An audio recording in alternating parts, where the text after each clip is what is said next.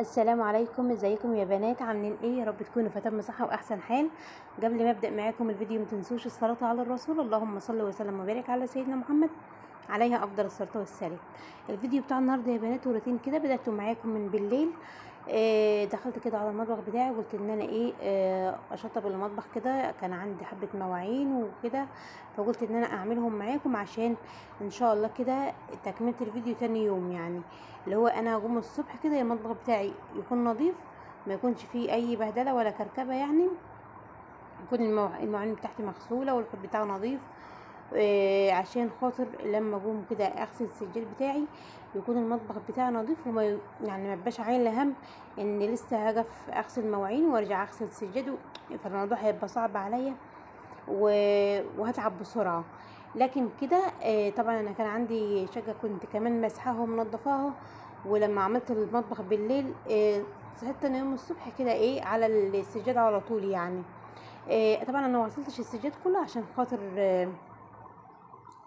السجاد اللي عندي اللي هي الحتة الصغيرة كانت نظيفة، فانا غسلت بس الاتنين الكبار اللي هم كان فيهم عليهم دهك يعني، وكانوا بصراحة كانوا متبهدلين شوية، فهم دول بس اللي غسلتهم. وان شاء الله كده الفيديوهات اللي جاية بإذن الله هنغسل مع بعض البطاطين، وكمان هننضف مع بعض تحت السراير كده، هناخد سلسلة كده تنظيفات يعني. عشان خلاص المدارس على ابواب، كل سنه وانتم طيبين والشتاء، فهننضف مع بعضنا كله ده، بحيث ان احنا لما المدارس تدخل علينا يكون بيتنا نظيف كده وما يكونش فيه اي بهدله. وكمان يوم الشتاء بيكون قصير، يعني قبل ما بتصحي من النوم وطبعا تمشي اولادك على المدرسه ولو في حاجه مثلا عايزه تتعمل كده من على الوش، شويه مواعين مش عارف ايه، بتلاقي اليوم خلاص بقى دخلت على دور اللي هو هتدخل المطبخ تجهز الغدا، وهكذا. ده ايام الشتاء او ايام المدارس عامه، يعني اليوم بيعدي بسرعه. فعشان كده احنا بنعمل بنغسل السجاد بتاعنا، البطاطين، الحاجات اللي هي مش هينفع ان انت تعمليها في البرد وفي السقعه يعني وكده، بنعملها في الوقت دوت. كمان انا بغسل البطاطين على دخلة الشتاء، يعني مثلا اغسلها دلوقتي على دخلة الشتاء ونستخدمها طول الشتاء، وبعد كده بشيلها زي ما هي، تيجي على ان شاء الله كده على دخلة الشتاء السنة اللي بعديها اروح اغسلها تاني، يعني ابدا ان انا اغسلها. لكن ما بحبش اغسل البطاطين واشيلها، يعني بحس ان هي بيبقى فيه برضو ريحة التراب بتروح لها والكلام ده كله، فبتكون مش حلوة. بصوا هنا يا بنات، بعد ما روقت كده المطبخ بتاعي، دخلت كده هنا كده على دولاب الخزين وقلت اظبطه كده برضو بالمره معايا، لان بصراحه اتبهدل. كان فيه بواقي كده، مثلا شويه مكرونه، شويه لسان عصفور، شويه شعريه، مش عارفه ايه، كل كيس فيه حبه حاجه من الحاجات اللي انا بقول لكم عليها دي. شويه سكر في كيس، برطمان مش عارف فيه شويه مكرونه كده يعني. فلقيت الدنيا لا، هو بصراحه جاب اخره. فانا قلت لا، ده انا انضفه بالمره واظبطه بالمره، من ضمن كده التنظيفات اللي احنا هنعملها مع بعضينا. بس الدولاب دوت ضرفتين، الضرفه اللي فوق اللي هي الصغيره فيها رفين، واللي تحت بيبقى 3 رفوف يعني. بس كده. فانا حطيت هنا كده في الرف اللي فوق خالص، او في الضرفه اللي فوق حطيت فيها السكر، وحطيت في تحتيها المكرونه بقى كده، وعلب فيها كان عندي بتاع ده كركديه وحاجات زي كده يعني، برطمان سكر اللي هو سكر البودر والكلام ده كله، حطيته كده مع بعضه. هنا كمان جبت كده علب، كان عندي شوية فول كده ففضيتهم كده في العلبة اللي هي الصغيرة دي. وكمان جبت العلبة التانية ديت حطيت فيها مكرونة، قلت عشان بلاش الاكياس الكتيرة اللي ملهاش اي تلاتين لازمة دي، نحط المكرونة كلها في علبة كده معانا لوحديها، يعني عشان الاكياس الكتيرة بتكون عاملة زحمة على الفاضي. والعلبة ديت كمان، العلب ديت يا بنات حلوة، وبتاخد بتاخد حوالي 2 كيلو او 2 كيلو ونص، مثلا رز، مكرونة، لسان عصفور، شعري كده يعني. فبصراحة حلوة، فبتشيل يعني معايا، وكمان ما بتاخدش مساحة في المكان. فانا حطيت فيها كده الشعرية. ادي كده يا بنات ديت علبة الفول. بدأت كده ان انا ارسم كده في الدولاب بتاعي. حطيت كده وكمان العلبة التانية دي حطيت فيها مليتها كده رز، حطيت فيها شوية كام كيس رز كده. بس كده. فبحاول كده ان انا انظم كده الظرف بتاعتي وارتبها وكده، والعلب تكون شكلها حلو ومنظم اكتر يعني، ومترتب اكتر.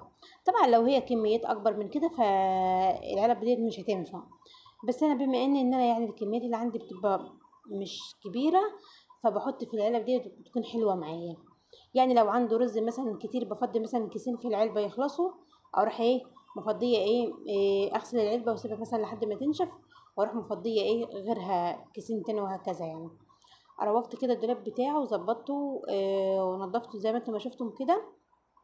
وهنا كده تاني يوم الصبح كنت بقى هبدأ ان انا اغسل السجاد معاكم. جبت هنا كده حاجات كده عشان خاطر غسيل السجاد. جبت كده اللي هو ده المسحوق اللي هو بالكيلو، اللي هو وفير، او في نوع تاني اسمه فول، الكلام دوت اللي هي الشكاير يعني. فانا الشكاير دي انا كنت بشتريها من فتره، بس بصراحه بطلت ان انا اجيبها يعني. فعشان اغسل سجاد ولا بطاطين مش هينفع حوار الاكياس اللي هي الاوكسي، اللي هي الكيلو ولا النص كيلو، الكلام ده كله يعني إيه، بتستهلك اكتر كميه يعني في السجاد والبطاطين والكلام ده. فانا بعت جبت هنا كده 2 كيلو اللي هو الربس والسيب ده، وجبت كيلو اللي هو الدون اللي هو بتاع الهدوم، وجبت ومليت الجيركن دوت كلور. بحب احط كلور كده في غسيل السجاد وغسيل البطاطين، بينضف بصراحه، وبيخلي كمان السجاد بتاعي بيكون حلو كده ويكون شكله نظيف وحلو. بصوا هنا كده جبت كده طبعا الحمام بتاعي مش كبير يعني، مساحته ضيق. فجيت هنا كده بفرد كده السجادة وبلينها كده وجبت الطبق بتاعي مليته مية وحطيت فيه كلور، وحطيت فيه بتاع ده اللي هو المسحوق ده، ودوبته كده مع بعضه، وجيت اخد منه وارش كده على السجادة بتاعته، وابدأ ان انا ان انا ادعكها زي ما انتم ما شايفين كده. وكمان الفرشه دي يا بنات ديت حلوه في غسيل السجاد بصراحه، ومريحه احلى بكتير من اللي هي الصغيره خالص اللي تقعدي انت على رجليك كده وتقعدي تدعكي حته حته. لا دي بصراحه مريحه وحلوه، بس هي متعبه شويه بس الايد بتاعتها وانت ماسكاها. بس خلاص يعني لو اتعودت عليها هتلاقيها حلوه ومريحه يعني معاكي. طبعا بعد ما غسلت السجاده بتاعتي بدات كده ان انا اخد اخد كده جنب جنب منها كده، وابدا ان انا اشطفها. طبعا بشطفها كويس عشان متبقاش مجيره والكلام ده كله. غسلت السجادتين بتوعتي بنفس الطريقه وشطفتهم كويس، وبعد كده رحت وقفتهم كده عشان خاطر يصطفوا. وجبت كده الطبق بتاعي حطيت فيه ميه، مليته ميه، وحطيت فيه اللي هو الدون اللي او معطر الملابس، ودوبته كده في الميه. وبدات كده ان انا اخد بالدرق كده واكب على السجاد بتاعي عشان خاطر يكون ريحته حلوه. بس طبعا بعد ما شطفت السجاد بتاعي كويس يعني حلو كده عشان ما يبقاش مجير. ادي يا بنات كده ده غسيل السجاد يعني سهل، بس بصراحه يعني لما تيجي لما يكون عندك سجاد كتير وهتغسليه لازم تخلي حد معاكي، يعني ابنك بنتك ترمي ولادك كلهم حواليك، وتبدا ان انت يغسلوا معاكوا ويساعدوكوا كده عشان متتعبيش، لانه بصراحه بياخد وقت وبياخد مجهود بصراحة متعب في غسيله. بصوا طبعا انا بعد ما غسلت السجادتين بالشكل اللي انتوا شفتوه ده جبت كده المية وجبت الدوني. ريحته بصراحة حلوة يعني حلو يعني زيه زي الجاهز وكده، اللي بنشتري كده في جزاز كده جاهزة. بس كده وشطفت كده السجاد بتاعه. هنا نهاية الفيديو، مع السلامة.